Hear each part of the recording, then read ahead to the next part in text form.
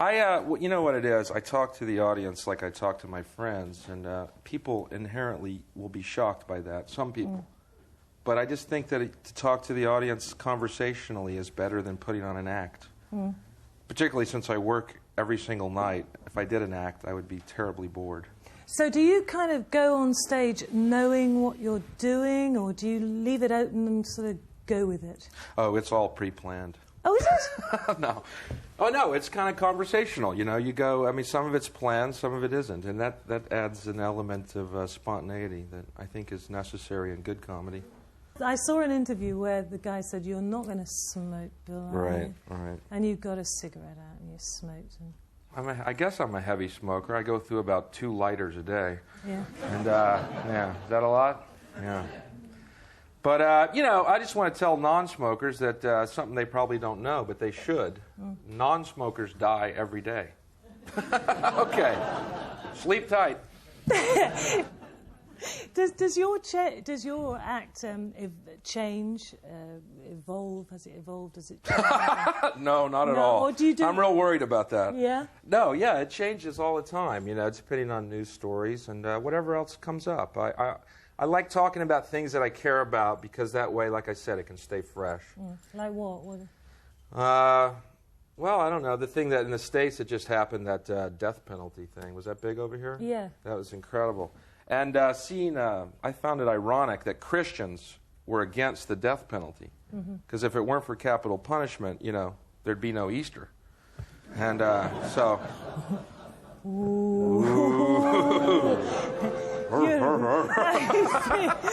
Get him off. You know, I hope they know this is the nice stuff. Too. This is let me tell you. They come up, they call me up. Bill, we'd like you to come on, but don't be yourself. Oh, all right, great. Do you see you're going to mellow in sort of older age? I doubt I'm ever going to make older age. The stuff you talk about drinking... I'm 14 now, you know, so age is really lapping me. But that's another thing about your age. You talk about stuff as if you were brought up in this sort of Vietnam era. The 60s, right. But you were a babe in the 60s. My brother was older, so I think that music sort of bled through the walls into my little baby room. But yeah, that's the era that I like. I don't really see how you can discount an era when the philosophy was peace and love. Doesn't that still pertain at all? Yeah. I think it's ironic that in the 60s, kids made the peace sign, peace, and now all the kids are going, forget it, Satan. Yeah. Something's happened, you know. Or they turn it around. Listen, what do your parents, does your dad kind of get on the phone and say, "Hey, Bill, love the Dangerous album and love the Relentless one"? They hate it, you know. Well, they don't hate it, but they just don't approve of the language, you know. My dad will go, "Bill, do you have to use the F word in your act, son? Bob Hope doesn't need to use the F word in his act." And I'm like, "Yeah, Dad, but Bob Hope doesn't play the places I play." Put him in some of these joints. I love to see his act. It'd be like Richard Pryor. Do you play some kind of dives? Or do you choose... I used to. I don't anymore. Why not? Why not? Yeah. Well, I have a choice now. Isn't it sort of more Let's fun? See, Bill, the Queen's Theatre in London, or you want to go to Alabama? Well, you're going... Where's your first port of call? Glasgow. Hey, home of Billy Connolly. They'll like what does that mean? What do I have waiting for me? Can I bust this crowd into Glasgow? Are you familiar with kilts? Yeah. Yeah? Who are the British comedians that you like?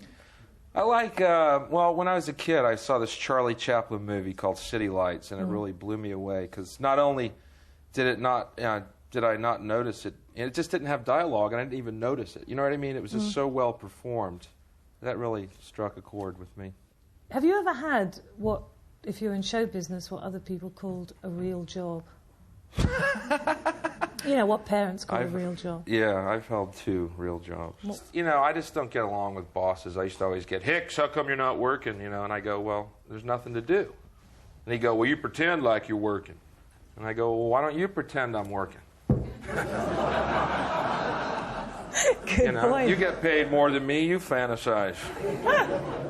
If God forbid something happened and a doctor came to you and said, "Bill, sorry, there's no way you can't tour anymore, you can't go on stage?